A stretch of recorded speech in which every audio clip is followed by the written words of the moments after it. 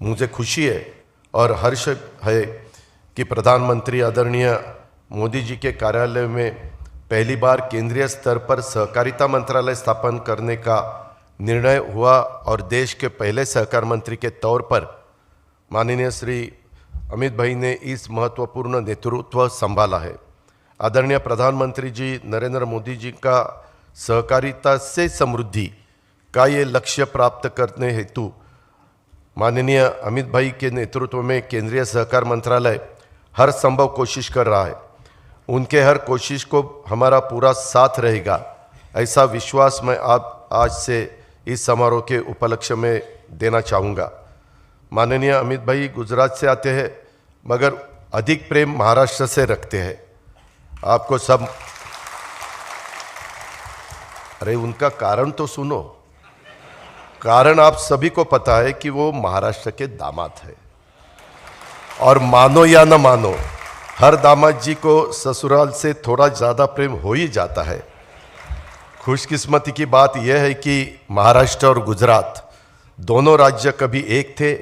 सहकारिता के क्षेत्र में दोनों राज्यों का इतिहास तथा वर्तमान गौरवशाली ही रहा है। मुझे उम्मीद है और विश्वास भी है कि आदरणीय अमित भाई जी के नेतृत्व में आज मल्टी स्टेट सहकारी संस्थाओं के समन्वय, संचालन तथा नियंत्रण में सहजता लाने हेतु एक महत्वपूर्ण वेब पोर्टल का विमोचन लोकार्पण हो रहा है। यह एक कदम है। ऐसे कई कदमों और निर्णय के माध्यम से महाराष्ट्र और देश में कार्यरत सहकारी संस्थाओं में उत्साह, सकारात्मक वातावरण निर्माण होगा। सहकार क्षेत्र की समस्याएं दूर होने में मदद होगी। देश का सहकार क्षेत्र अपने लक्ष्य के ओर नए विश्वास के साथ आगे बढ़ेगा।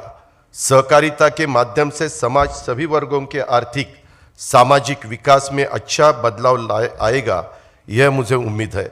मुझे विश्वास है कि महाराष्ट्र और देश की सहकारिता क्षेत्र को आगे ले जाने में आज लोकार्पण हो रहे वेब पोर्टल अहम भूमिका अदा करेगा। इस जनउपयोगी महत्वपूर्ण पोर्टल की संकल्पना निर्मिति में योगदान देने वाले सभी पदाधिकारी, अधिकारी, कर्मचारी, भाई बहनों में अभिनंदन करना चाहता हूँ, शुक्रिया अदा करना चाहता हूँ, सभी को धन्यवाद देना चाहता हूँ। केंद्रीय सहकार मंत्री माननीय अमित भाई जी के नेतृत्व में महाराष्ट्र और देश का सहकार क्षेत्र बुलंदियों की नई ऊंचाई हासिल करेगा और इस सफ़र में महाराष्ट्र आगे रहेगा, यह विश्वास भी मैं आदरणीय अमित भाई और उपस्थित आप सबको देना चाहता हूँ। आज जैसा ये महत्वपूर्ण कार्यक्रम है, वैसे महाराष्ट्र में, उत्तर प्रदेश में, गुजरात में सभी जगह में गन्ने का उत्पादन बहुत ज़्यादा पैमाने पे हमारे फार्मर्स निकालते हैं। मुझे मालूम है यहाँ अभी दिलीप वलसे पाटिल बैठे हैं, हर्षवर्धन पाटिल जी है, हमारे राधा कृष्ण विखे पाटिल है, हम सब कोऑपरेटिव में काम करने वाले लोग हैं।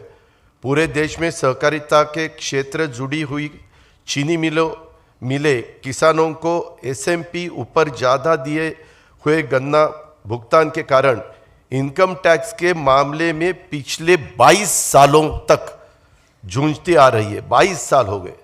मैंने तो इतने दफ़ा अलग अलग फाइनेंस मिनिस्टर को हम सब जाके मिले कि मैं आपको बता नहीं सकता। इस चलते सहकारिता चीनी उद्योग को 12,500 से 15,000 करोड़ तक पूरे देश में आयकर भुगतान केंद्र सरकार को देने की बड़ी नौबत थी और इस वजह से सारी सहकारिता चीनी मिलें बंद होने का बहुत बड़ा खतरा था।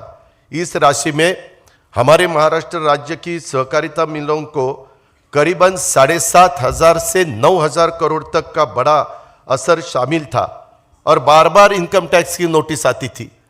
बार बार उसके बारे में हम दिल्ली जाते थे लेकिन कुछ रास्ता नहीं निकल सकता था। लेकिन आदरणीय नरेंद्र मोदी साहब ने एक बड़ा अच्छा फैसला करके सहकारिता क्षेत्र को देश में अधिक सक्षम करने के हेतु से नए और स्वतंत्रता सहकारिता मंत्रालय का निर्माण किया।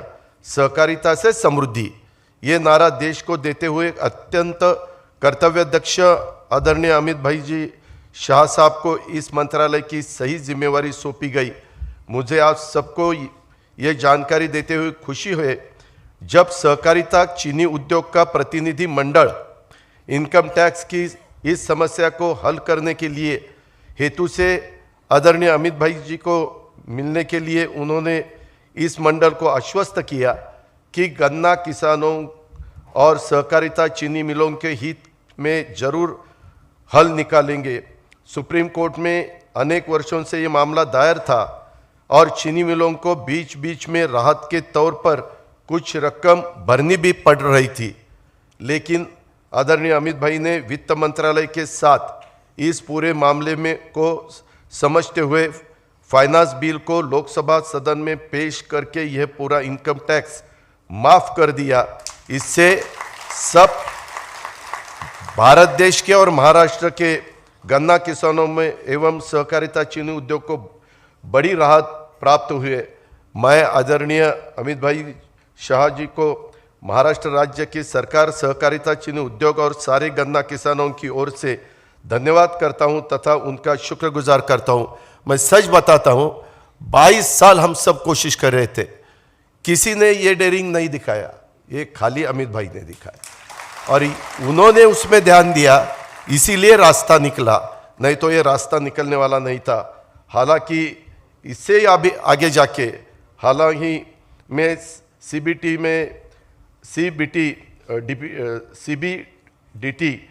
ने इस इनकम टैक्स के मामले में एक एसओपी स्टैंडर्ड ऑपरेटिंग प्रोसीजर जारी की है।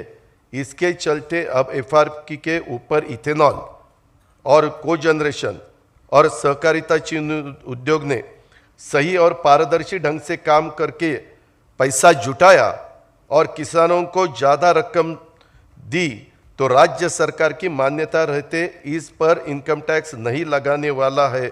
यह भी एक बड़ा दिलासा हमको मिला है, उसकी भी ऑर्डर बीच में ही हमें सबको मिली है।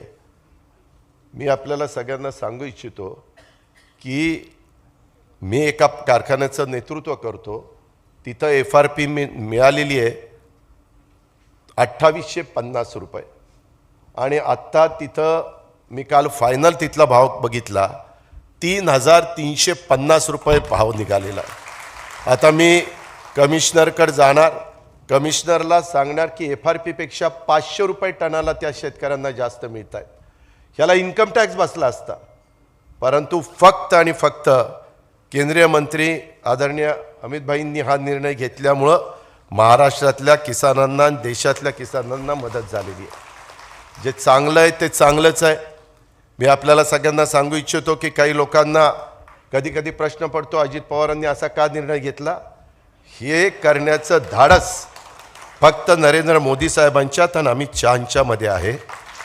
तेच तुमच्या माझ्या देशाला नेतृत्व देऊ शकतात।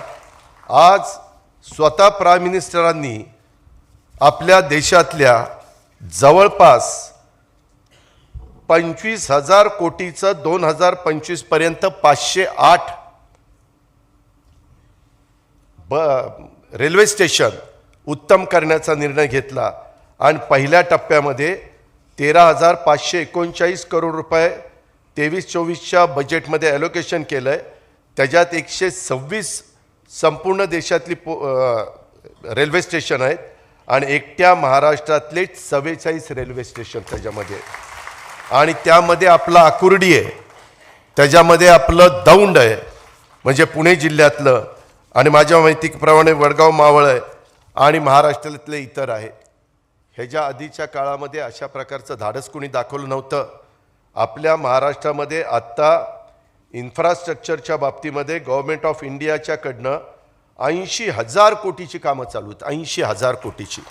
मग ते नॅशनल हायवे असतील, ते एअरपोर्ट असतील, ते वेगवेगळ्या प्रकारचे पोर्ट असतील, ते वेगवेगळ्या प्रकारचे महत्त्वाच्या हे असे रेल्वे स्टेशन असतील, अशा प्रकारचं काम आज देशामध्ये जर अनेक लीडर आपण बघितले तर ते फक्त आणि फक्त नरेंद्र मोदी साहेबच करू शकतात।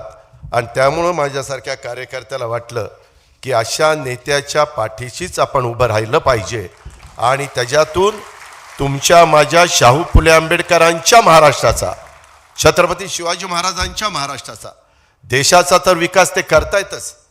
कधी सुट्टी नाही, काही नाही, दिवाळी नाही, दिवाळीला नरेंद्र मोदी साहेब तिकडं बॉर्डरवर जाऊन जवानांना भेटतात गेल्या 9 वर्षामध्ये ज्या प्राईम मिनिस्टरनी कसल्याही प्रकारची सुट्टी घेतली नाही अशा प्रकारचे प्राईम मिनिस्टर मी मागच्या कुठल्या प्राईम मिनिस्टरच्या बद्दल अपमान नाही करणारे शब्द वापरणार नाही, परंतु हे फक्त आणि फक्त नरेंद्र मोदी साहेबच करू शकतात. आज देशाला त्यांच्याशिवाय पर्याय नाही.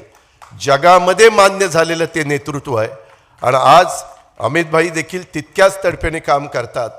मला देखील एखादं काम त्यांना सांगितल्यानंतर ताबडतोब त्याचा निकाल लागतो. आज देखील मी मुख्यमंत्री आणि देवेंद्र फडणवीस साहेब 1 तास त्यांच्याशी चर्चा करत होतो. आम्ही मेट्रोच्या बद्दलचं काम त्यांच्या कानावर घातलं. आम्ही त्याच्याचबरोबर त्या ठिकाणी आपल्या Pune Nashik semi high speed rail line के बारे में उनके साथ हमने बात की. उन्होंने बताया उसके बारे में ठीक से निवेदन मेरे पास भेज देना. ये दोनों भी काम मैं महाराष्ट्र के लिए करने के लिए तैयार हूँ. ऐसा पॉजिटिव अप्रोच उनका रहता है, इसीलिए हम बहुत खुश है. मैं फिर एक दफ़ा आप सबको और अमित भाई जी को और सभी साथियों को धन्यवाद अदा करता हूँ और मेरे वीरों को शब्दों को विराम देता हूँ. जय हिंद, जय महाराष्ट्र.